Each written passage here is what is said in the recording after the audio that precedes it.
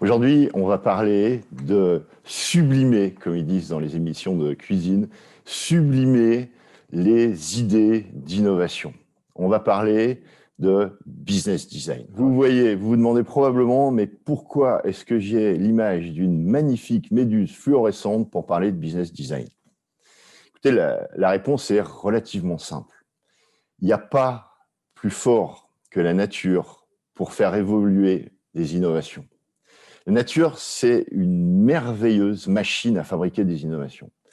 Si vous êtes déjà un peu posé la question, vous remarquerez que la nature fait apparaître un gène avec un champ en fait de possibles tout à fait infini. Toutes les mutations peuvent survenir. La nature finit par explorer toutes les solutions possibles. Et elle permet de réaliser tous ces tests, tous ces essais, simplement parce qu'elle se paye le culot de faire financer le test des innovations par les porteurs, c'est-à-dire par vous, moi, par tout être vivant qui naît avec une mutation. Ça ne lui coûte rien à elle. C'est simplement vous, moi, nos parents aussi, dans le cas de l'espèce humaine, nos parents qui payent le test. Est-ce que ça marche avec ce gène ? Évidemment, ça fait beaucoup de tests, tout ça. Ça fait des millions et des millions de tests à travers les âges. Et ça ne peut fonctionner qu'avec un système de sélection absolument objectif. En fait, il est même tout à fait implacable. On croit qu'on est des méchants, des fois, dans l'espèce humaine, mais en fait, on est des gentils par rapport à la nature. À la nature, votre innovation, la mutation dont vous souffrez, elle va soit vous permettre de vous reproduire mieux que d'habitude, soit vous allez mourir et votre gène va s'éteindre. C'est-à-dire que seul l'apport effectif de cette innovation, du long cou de la girafe qui permet d'aller chercher de la nourriture plus haut que les autres animaux, du bec de certains oiseaux comme le pivert qui permet de traverser des couches d'écorce et d'aller chercher des larves là où les autres animaux n'y arrivent pas. C'est un apport objectif. Ça permet aux porteurs du gène, aux porteurs de l'innovation, de gagner un avantage sur ses congénères. Donc, elle explore un champ des possibles infini. Elle laisse tout le financement des essais à la charge des porteurs eux-mêmes. Elle sélectionne de façon impitoyable. Et en fait, elle finance tout ça en utilisant cette boule de lumière qu'on a dans le ciel, qu'on appelle le soleil, qui apporte une source d'énergie plus ou moins infinie sur la planète. Ce qui est une très bonne nouvelle, hein, et qui a juste un défaut, un déchet. Le soleil émet des radiations légèrement ionisantes qui provoquent régulièrement des mutations dans les gènes et qui, en fait, constituent un déchet. Un déchet, c'est quelque chose qui nous encombre et qu'on ne veut pas. Les radiations néfastes du soleil sont un déchet pour la nature. Et là où elle devient circulaire, c'est qu'elle permet d'utiliser ces déchets pour générer les mutations qui sont au début du cycle.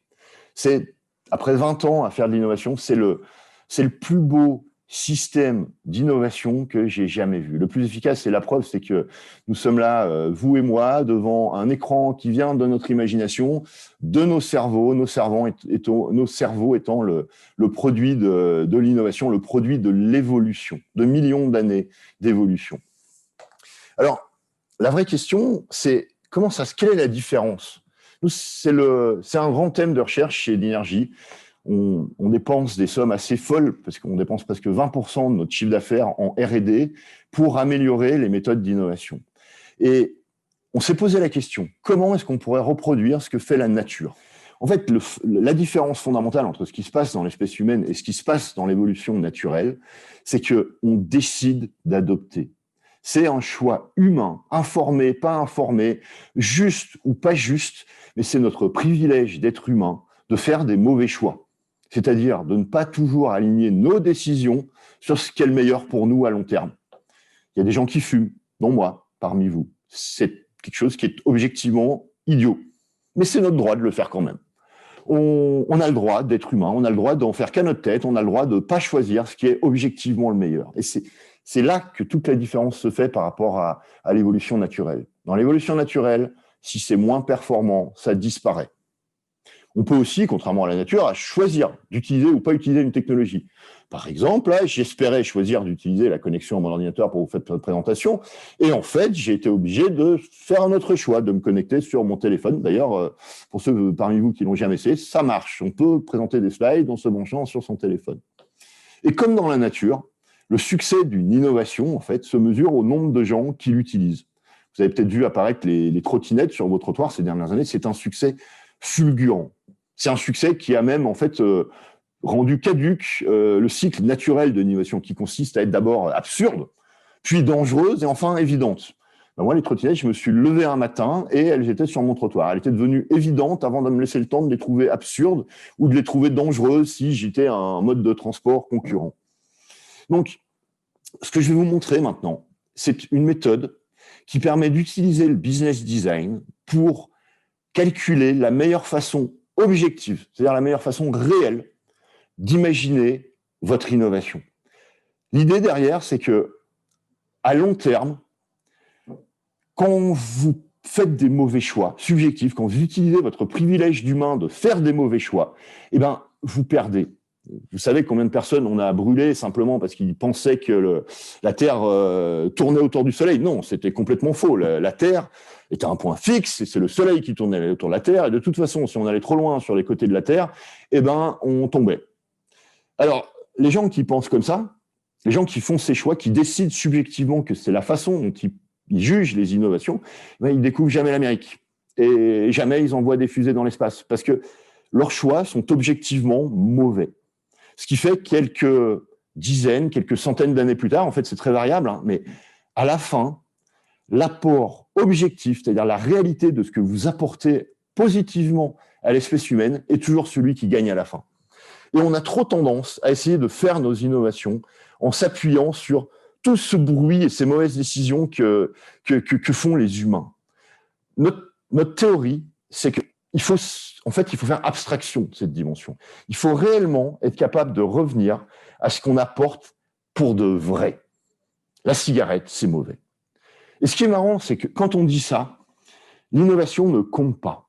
La seule chose qui compte autour du long cou de la girafe, c'est que ça lui permet d'accéder à des sources de nourriture qui sont beaucoup plus abondantes que celles des autres animaux. Mais c'est pas tout. Le long cou de la girafe, ça lui confère un avantage vers le haut et vers le bas. Latéralement, en fait, ça sert à rien parce que je peux me déplacer et aller manger sur un buisson qui est juste à côté. Exactement comme une antilope ou un autre animal.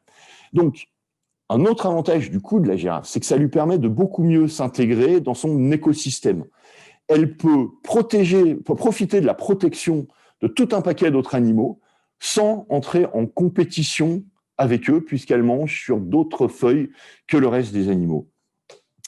Quand je dis que c'est ce que vous apportez, quand un conseil d'administration prend une décision, il prend une décision d'investissement. Et en fait, c'est une décision extrêmement rationnelle, quand c'est bien fait, bien entendu. La semaine dernière, je discutais avec un entrepreneur qui il a créé un robot qui fait des massages. Et quand je dis un robot, c'est pas un joli petit robot qui ressemble à des êtres humains. Hein. Non, non, c'est un robot 8 axes, le même que celui qui monte les machines, avec une espèce bien sûr, un embout doux, extraordinairement précis, avec une capacité de sensibilité qui est considérablement supérieure à ceux des mains, même d'un masseur expert. Mais évidemment, quand on le dit comme ça, on n'a pas forcément beaucoup envie d'essayer. Et pourtant, il a des taux d'appréciation qui sont excellents. Mais ce qu'il vend, en fait, il faut qu'il le vende à quelqu'un qui va faire de l'argent avec. Typiquement, peut-être cesser de le vendre à des entreprises pour faire une salle de détente pour ses employés, où le ROI est très difficile à calculer, le retour sur investissement. Par contre, s'il le vend à une chaîne de massage, en fait, c'est juste un investissement. Quel est l'apport objectif de son robot? Il permet de travailler 24 heures sur 24, 365 jours sur 7 par an. Ça veut dire que potentiellement, le propriétaire de ce salon de massage, il va pouvoir ouvrir 100% du temps. Il va pouvoir permettre à des gens de venir se faire masser la nuit, le week-end, les jours fériés. En fait, tu as des horaires qui sont beaucoup plus compatibles pour ceux qui ont vraiment besoin de se faire masser et qui travaillent beaucoup et qui sont très stressés. Et ça a un ROI. Ça coûte à peu près 70 000 euros. 70 000 euros, c'est l'équivalent de 2 équivalents temps plein. Une année ouverte tout le temps, c'est l'équivalent de 9 ETP. Donc, potentiellement, pour un salon, ce robot qui n'arrive pas à vendre, présenté sur ce qu'il apporte, encore une fois, c'est pas l'innovation qui compte, c'est ce qu'elle permet à celui qui l'utilise. Et là, potentiellement, ce salon, il peut économiser presque 8 équivalents temps plein chaque année, juste en différentiel entre ce que lui coûte le robot et ce que lui coûterait d'offrir le même service, qui est de permettre d'ouvrir tout le temps. Le long cou dans l'espèce humaine, il y a quelques tribus d'Afrique qui ont cette culture de mettre des colliers pour grandir le cou des femmes. L'apport du long cou, c'est seulement un critère de beauté qui permet peut-être de séduire un peu plus dans une culture extraordinairement spécifique de notre espèce. Mais c'est un apport objectif. Dans le reste des cultures, il n'y en a pas beaucoup, en fait. C'est pratique, on peut peut-être aller regarder un peu plus loin, on peut regarder sur le côté des postes, mais si vous chiffrez objectivement ce que permet cette innovation qui serait le long cou, en fait, l'apport n'est pas énorme. Alors, je vous ai montré tout à l'heure, si on peut revoir le slide, peut-être j'aime beaucoup l'exemple de l'électricité aussi. Vous n'achetez pas l'électricité pour l'électricité. On ne peut pas la manger, on ne peut pas la porter sur soi, on ne peut pas s'en servir pour se rendre plus beau. Non, vous achetez de l'électricité parce que ça vous permet d'avoir la lumière, un frigo et peut-être du chauffage. C'est ce que vous apportez qui compte. Votre produit, votre service, on s'en fiche. La seule chose qui compte, c'est ce qui est apporté quand on s'en sert. Quand on prend une décision de ce type, eh bien en fait, on ne peut pas juste choisir. Je ne prends pas que la trottinette ou que le long cou ou que l'électricité. Je prends la promesse de ce qu'elle m'apporte pour un prix et dans des conditions. Alors, je vais vous prendre un exemple qui est assez caricatural. Traditionnellement, je vais pouvoir vous vendre une Ferrari en vous disant « Enfin, vous aurez un véhicule qui sera à la hauteur de votre talent et de votre réussite sociale, vous allez épater tout le monde, vous allez pouvoir frimer avec vos amis. » C'est une unité quantifiable, c'est l'ego. L'ego a un cours, exactement comme la bonne conscience ou le droit d'expression. On peut comparer le prix d'obtention d'un certain niveau d'ego dans différentes solutions. La Ferrari est un moyen d'avoir un ego. Ça coûte un peu cher, mais c'est le moyen d'avoir un ego. Et là, je vais le quantifier par rapport à un prix, ça sera ensuite ma propriété. Maintenant, je pourrais aussi vous dire, je vais vous offrir une Ferrari complète, elle sera gratuite. Seule condition, vous allez devoir vous tuer avec dans le mois qui suit votre achat, parce qu'en fait, je me fais payer par l'assurance. C'est aussi une offre, c'est aussi un business model. Et peut-être qu'il y a quelqu'un dans la salle qui se dira, allez, au point où j'en suis, je vais bien finir et je vais vivre et je vais mourir comme ça. C'est extrême, bien sûr, c'est extrême ce que je dis, mais c'est pour vous montrer que on ne peut pas tester l'appréciation d'une promesse sans ces trois composantes. Ce que vous amenez, combien ça coûte dans les conditions auxquelles vous proposez. Je pourrais aussi vous dire, je vous offre la Ferrari, mais en fait, si vous n'êtes pas capable de me faire un clip de rap qui fait au moins 100 millions de ventes sur la planète dans l'année qui suit, en utilisant la Ferrari pour faire des belles images avec une jolie scène de lavage de voiture, avec plein de jeunes gens séduisants et en bonne santé et en maillot de bain, eh ben, vous me la payez. Sinon, je vous l'offre. Si vous arrivez à faire ce clip de rap qui me fait des super ventes, je vous le vends. Le même produit peut être vendu de dizaines, de centaines de façons différentes. Et quand je dis vendre, c'est même pas le bon mot. Il peut être proposé avec des prix et des conditions complètement différentes. J'espère que c'est à peu près clair. Encore une fois, n'hésitez pas à utiliser le chat. Ce qu'on vend ne compte pas. Que ce qu'on apporte au prix où on le propose, dans les conditions où on le propose.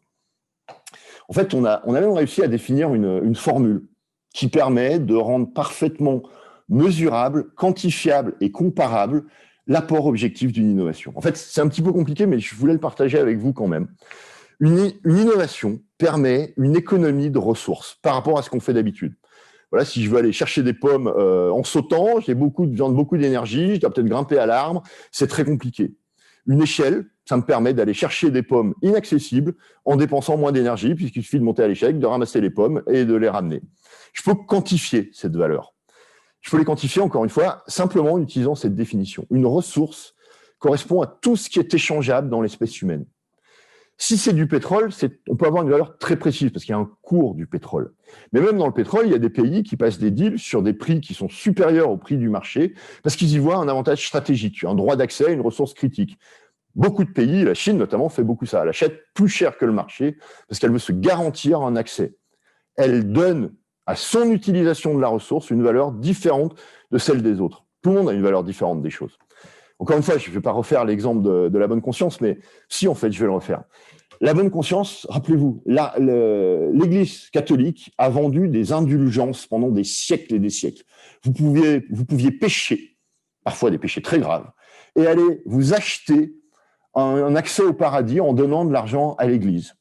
C'était les indulgences. C'est d'ailleurs ce qui a provoqué le schisme avec l'Église protestante quand Luther s'en est mêlé.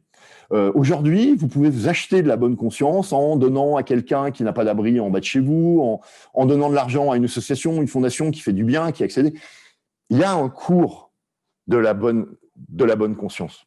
On peut chiffrer la bonne conscience en comparant ce qu'on permet d'obtenir en termes de bonne conscience par rapport aux autres solutions qui sont disponibles. Je ne vais pas trop m'attarder, mais on peut toujours exprimer l'apport objectif d'une innovation sous une forme financière. Ce qui permet en fait de tout transcrire en fait une unité que les décideurs, que les conseils d'administration, que les pouvoirs publics peuvent comprendre. Sur les sections CETREP, c'est votre temps de vie.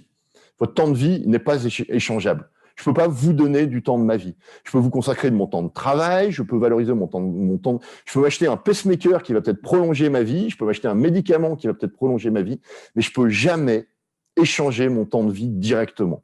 Donc le temps de vie n'est pas une ressource échangeable, contrairement à tout ce qu'on fait dans la civilisation humaine qui, lui, l'est. Encore une fois, j'admets, avec... je crois qu'on a perdu les slides. Ah non, ils sont revenus.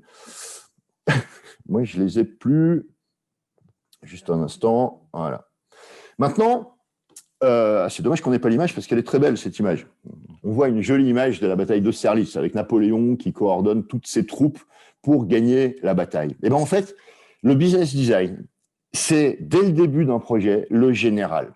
C'est celui qui va coordonner tous les aspects de l'entreprise pour les focaliser sur un but précis qui est d'atteindre le succès, c'est-à-dire d'augmenter le nombre d'utilisateurs de votre innovation. J'insiste sur le fait qu'il est valable sur tous les domaines. C'est-à-dire qu'il dessine votre produit, votre service, tout votre design fonctionnel, votre business model, votre modèle de croissance, la façon dont vous produisez, vos interactions avec les acteurs, ce que vous proposez aux différents acteurs. Tout vient du business design. Alors, je vous fais cette proposition. Ensemble, on va prendre un cas. Un cas, c'est un autre entrepreneur que j'ai rencontré la semaine dernière parce que j'ai l'énorme privilège de faire mon métier avec des centaines de projets par an, parfois sur un petit bout du parcours, parfois sur pratiquement toute la vie du projet. Et ensemble, on va dessiner le meilleur futur pour un monsieur qui s'appelle Pascal Chazal, qui a une entreprise qui s'appelle Patch Conseil, qui prône la construction modulaire. En fait, plus précisément, dans le vocabulaire du domaine, la construction hors site. En fait, au lieu de construire des bâtiments, il produit des bâtiments en usine. Les industriels fabriquent à la chaîne, par exemple, une salle de bain, une cuisine, un salon, et sur site, on pose directement les blocs comme des Legos, ce qui permet évidemment de bénéficier en fait de l'effet d'échelle des industriels, qui malheureusement n'est presque jamais utilisable en construction. En construction, en fait, moi j'aime bien dire, c'est exactement comme si Facebook faisait coder des Indiens dans une cave chaque fois qu'il y a un nouvel utilisateur pour créer le nouveau profil. Au lieu de le faire à la chaîne, on fait tout manuellement depuis le début. Et effectivement, quand on fait de la construction modulaire peut être absolument magnifique. Visuellement, vous ne pouvez pas distinguer une construction modulaire d'un bâtiment qui a été fait par un architecte, tout bêtement parce qu'elles sont aussi faites par des architectes, en fait, ces constructions modulaires. Et donc, il fait ça aujourd'hui en proposant à ceux qui ont déjà demandé un bâtiment, que ce soit une école, une nouvelle maison, de trouver un peu de modulaire dans le bâtiment dont les plans sont déjà faits. Pour donner un exemple, pour vous dire à quel point la construction est encore un milieu qui n'est pas du tout industrialisé. Quand vous allez dans un hôtel, alors je ne vais pas donner de nom, mais vous voyez les hôtels de travail, vous avez l'impression que toutes les chambres sont les mêmes. Eh bien, récemment, il a travaillé sur un hôtel de 200 chambres.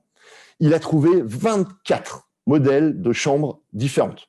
Et forcément, quand vous avez 24 types de chambres différents, en fait, vous ne pouvez pas faire une grande quantité d'exemplaires de la même chambre. Donc, votre capacité à bénéficier d'une réduction de coûts par la production à grande échelle, elle est extraordinairement limitée.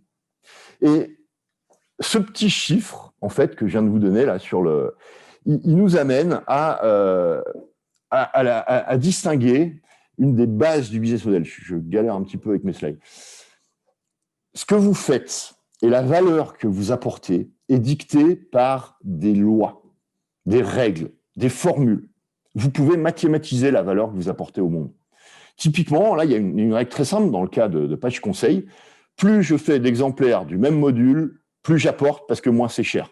Ça inclut, bien sûr, du process, du temps humain qui est en moins, de la matière première qui est optimisée à une échelle industrielle, beaucoup mieux que quand on fait les choses sur le moment même. J'ai des travaux chez moi, je peux vous dire que je préférais que ce soit industriel, ça l'est pas. Ça inclut aussi la gêne qu'on provoque au niveau des voisinages, parce que les temps de chantier sont divisés par 10, 100 peut-être parfois. Bref, il y a toutes ces différentes ressources qui sont prises en compte dans la valeur objective apportée par cette approche. Mais je peux toutes les quantifier, je peux toutes les chiffrer. Et plus important, je sais que toutes dépendent de cette règle simple. Plus je fais d'exemplaires, plus je gagne. Et en fait, à partir de là, tout s'éclaire. Comment est-ce que j'imagine mon service pour qu'il maximise mon apport global à la société, mon apport objectif? Tout ce qui me permet de faire plus d'exemplaires est bon. D'un seul coup, je révolutionne mon métier. Première chose, je vais arrêter de prendre des bâtiments qui sont déjà dessinés.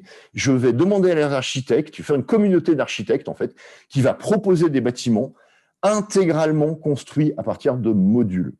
C'est-à-dire que si vous voulez rajouter quelque chose sur la façade, vous avez le droit. Tout à fait, vous voulez mettre un balcon, vous avez le droit.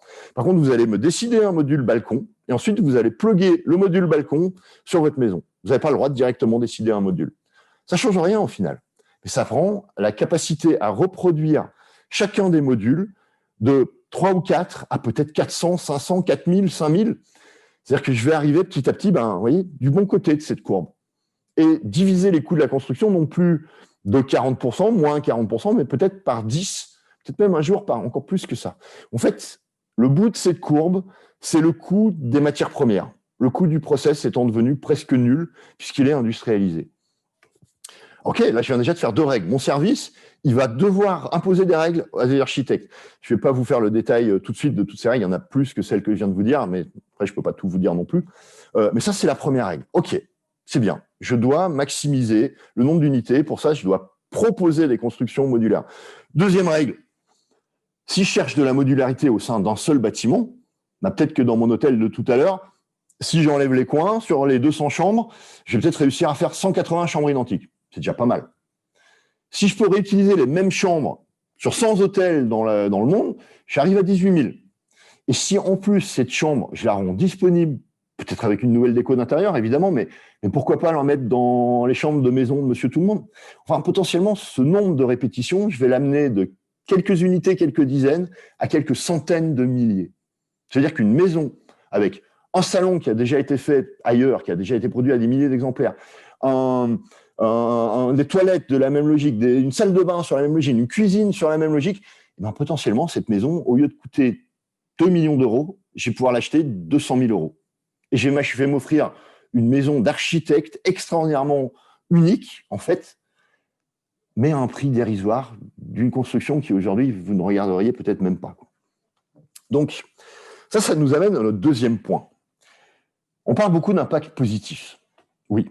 Malheureusement, quand on dit une innovation a toujours un impact, mais la notion de positif, ça dépend de qui le voit. Vous voyez, même le réchauffement climatique, si je suis un agriculteur islandais, 2 degrés de plus qui me permettraient de transformer mes champs sur lesquels je n'arrive rien à faire pousser en une magnifique plantation, par exemple, de raisins pour faire du vin que je vendrais très cher, pour moi, c'est positif, le réchauffement climatique. Je suis un propriétaire terrien dans une zone glacée, bien sûr, le réchauffement positif est positif. Le réchauffement climatique est positif. Donc, c'est évidemment pas le cas de la majorité de l'humanité. On vit sur les zones qui sont actuellement tempérées, pas sur des zones qui seront tempérées demain. Donc, on appelle ça de l'impact positif, mais c'est prétentieux. Ça veut dire que, exactement comme l'Église espagnole que pendant l'Inquisition, on prétend qu'on a la définition de ce qui est le bien et le mal. En fait, le bien et le mal, c'est très personnel. Terroriste, je faisais une conférence avec Philippe Bessac, bonjour Philippe, il y a quelques minutes, il prenait l'exemple, oui, pour les terroristes, tuer des gens, c'est bien. Alors, encore une fois, je trouve ça mal personnellement, évidemment, mais dans leur référentiel, c'est bien. Donc, quand je dis « faites-vous aimer », en fait, une des premières étapes, après la définition des règles, c'est d'être capable de dire qu'est-ce que les gens dans mon écosystème ont intérêt à avoir. Et encore une fois, je ne parle pas des individus, je parle de leur rôle. Parce qu'en rôle, je peux définir de façon objective ce qui est positif pour eux. Les donneurs d'ordre, c'est-à-dire ceux qui achètent les bâtiments, ils veulent le plus possible, le mieux possible, pour le moins possible. Oui, c'est juste. Les architectes, ils aimeraient déjà avoir des clients parce qu'ils n'ont pas beaucoup d'argent, les architectes, à part quelques exceptions qui ont beaucoup de succès. Et la notoriété, parce que rester dans l'histoire, c'est très important pour les architectes. Les entreprises des constructions, c'est pareil, elles veulent du business. Les acteurs locaux, ils aiment bien le calme. Ils aiment bien quand ils peuvent se mettre dans leur jardin sans être embêtés par des bruits de marteau-piqueurs ou des camions qui passent.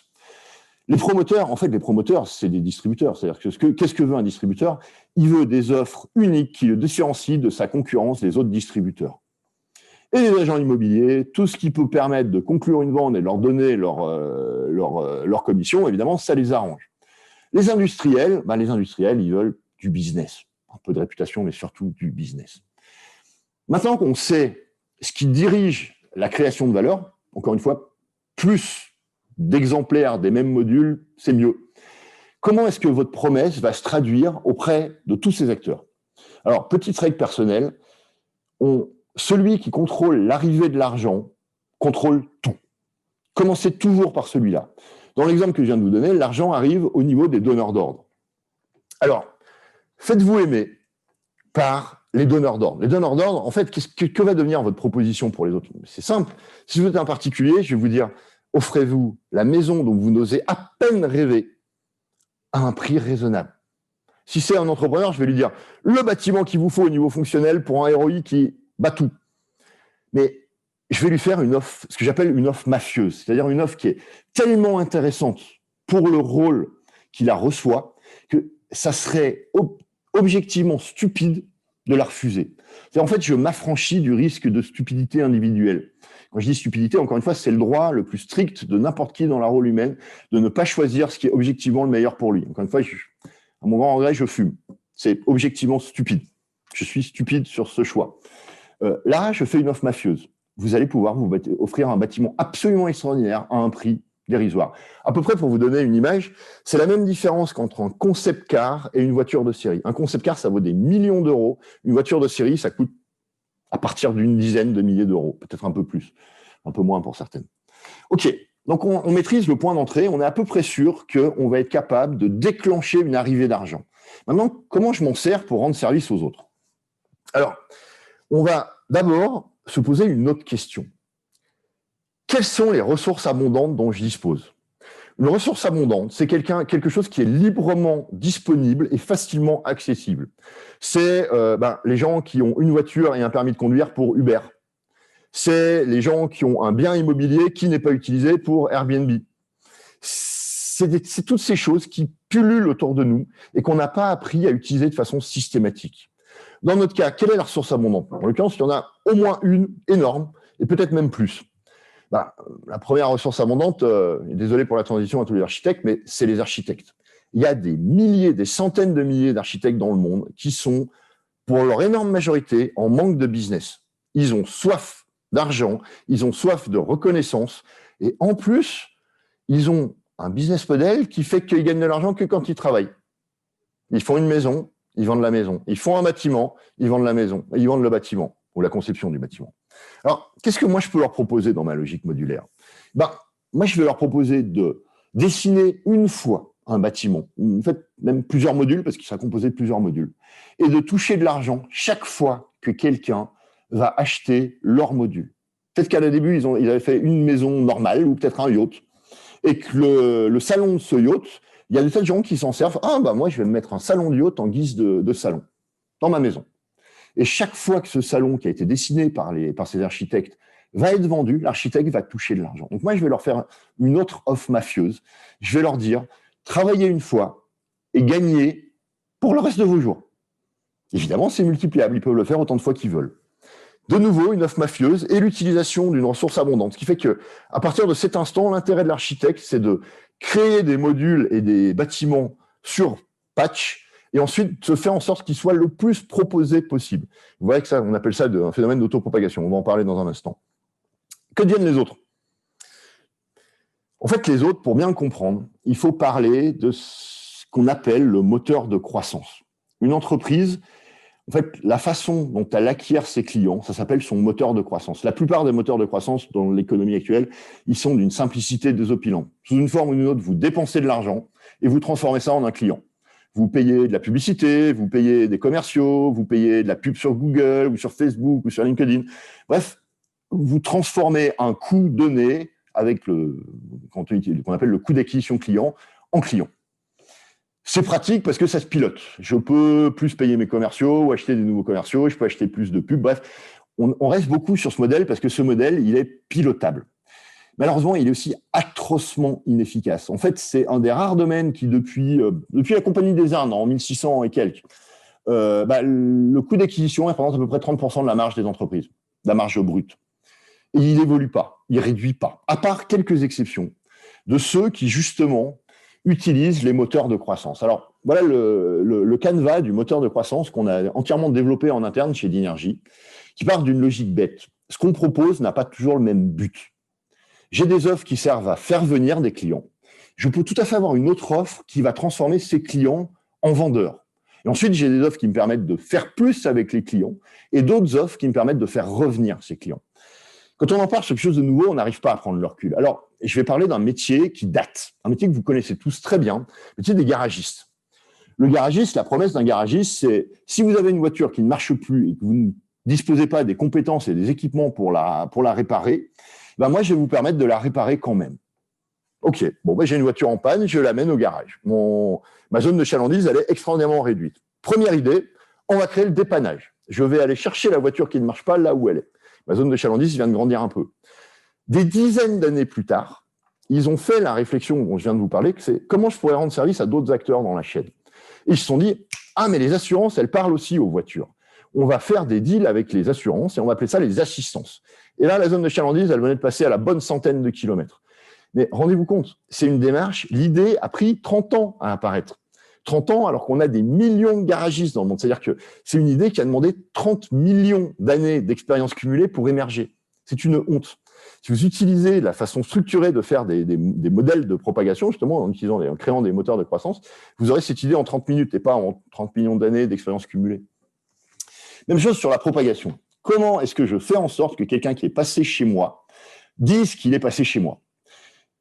Franchement, dans un garage, vous avez peut-être un peu de chance. C'est-à-dire que si quelqu'un était content de votre travail, qu'il est face à quelqu'un qui lui demande le nom d'un garagiste, il va peut-être parler de vous. C'est bien, mais croyez-moi, c'est quand même pas une viralité extraordinaire. Et là, ils ont fait ce qu'on appelle une propagation par changement de problème. Au lieu de parler du problème initial qui est comment je répare ma voiture, ils ont identifié qu'une fois qu'on avait laissé sa voiture, on avait un autre problème. C'était comment je vais au boulot. Ou à la crèche, ça marche pour tout. Et là, ils ont eu une idée de génie, ils ont créé la voiture de courtoisie. Et la voiture de courtoisie, je la prends pour moi, parce qu'elle me rend un service dingue, elle me permet d'aller au boulot. Et les conditions, c'est quoi? Elle est gratuite, super. Par contre, on me transforme en homme sandwich. C'est-à-dire que partout où je vais avec ma voiture de courtoisie, je fais la pub de mon garagiste.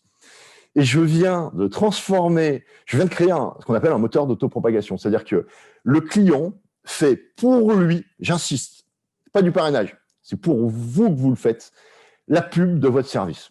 Vous avez transformé quelqu'un en homme sandwich. D'habitude, c'est quelque chose qu'on paye. Il y a des gens qui sont payés pour faire homme sandwich. Et bien là, le client, il est tellement content de votre promesse, qui est de pouvoir aller au boulot, qu'il le fait gratuitement pour vous, mais sans s'en rendre compte.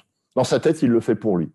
Quand Uber a créé la fonctionnalité pas Uber, si Uber ça marche aussi. Uber, ils se sont posé la même question. Ils ont identifié que quand on était en retard à un rendez-vous, plutôt que d'envoyer des SMS et tous les 5 minutes pour dire en fait c'est 5 minutes de plus, qui a le don d'énerver celui qui vous attend, ils ont créé la fonctionnalité de partage d'avancement de la course. C'est-à-dire que celui qui vous attend voit en direct là où vous en êtes. Et comme il connaît le terrain, il peut dire ouais, il me dit 5 minutes, mais en fait il se rend pas compte, mais il n'est pas là avant une demi-heure. Je vais aller faire quelque chose de productif avec mon temps.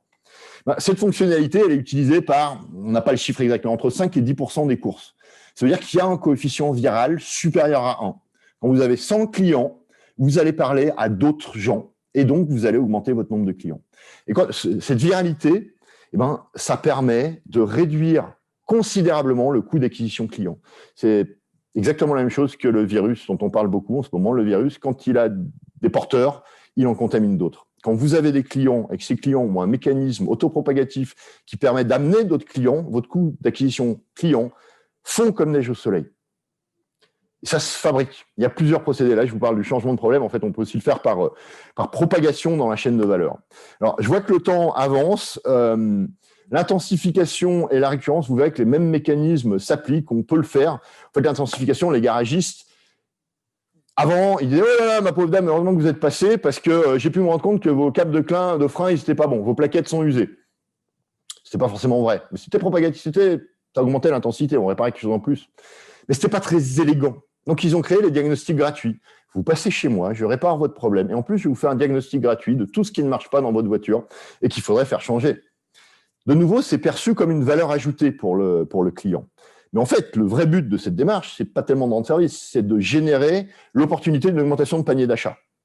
Mais comme c'est intelligemment fait, c'est perçu comme un service. Ah, bah heureusement que vous avez fait le diagnostic, donc il faut changer mes plaquettes aussi. Bah, écoutez, faites-le, ça m'évitera de revenir. Et la récurrence, toujours la même logique. Proposer quelque chose qui vous arrange, mais qui génère de la valeur pour le porteur. Vous vous rendez compte, madame, là, on a vraiment eu de la chance, parce que si on avait laissé passer ça, vos plaquettes, vous auriez pu mettre en danger vos enfants. En fait, à ce moment-là, la façon intelligente de le faire, c'est de dire, vous savez quoi, madame, pour plus jamais prendre ce risque, on va vous inscrire sur notre liste de clients. Je vais prendre le nombre de kilomètres que vous faites et c'est moi qui vais vous appeler pour vous proposer de changer vos plaquettes au bon moment pour éviter de mettre en danger votre famille. Vous voyez, c'est facile de le voir a posteriori, mais chacune de ces petites idées a pris des millions d'années d'expérience cumulée de l'industrie pour émerger. Des millions d'années. Et quand vous le faites de façon structurée, par exemple, en utilisant ce modèle, il s'appelle le Viral Model Canva, si vous le cherchez sur Internet.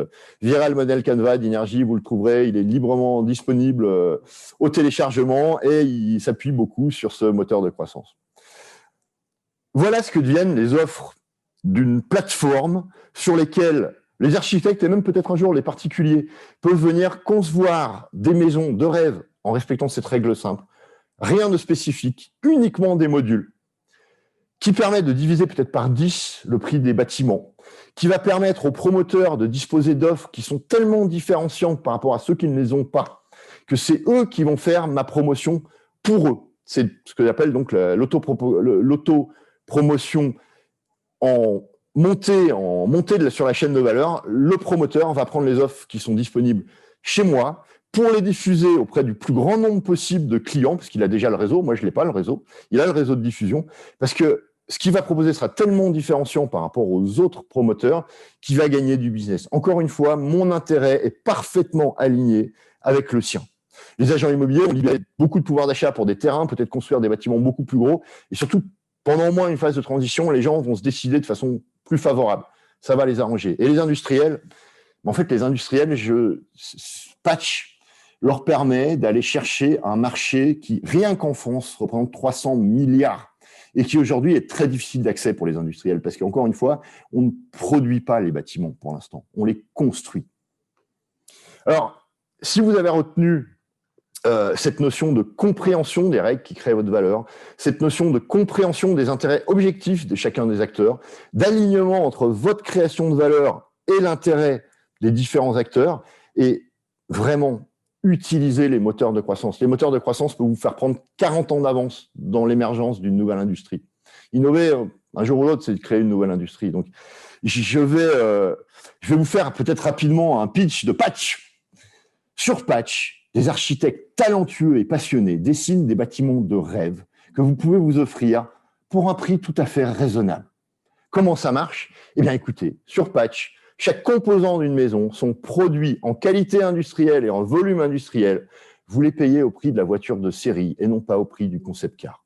Et nos architectes vous aimons, puisque vos architectes gagnent chaque fois qu'un module est utilisé. Les industriels l'adorent également, puisqu'ils peuvent enfin aller prendre des parts de marché et appliquer leur talent, qui est la réduction des coûts, à ce domaine qui reste encore très cher et qui n'a pas beaucoup diminué en fait en prix depuis des siècles, qui est la construction.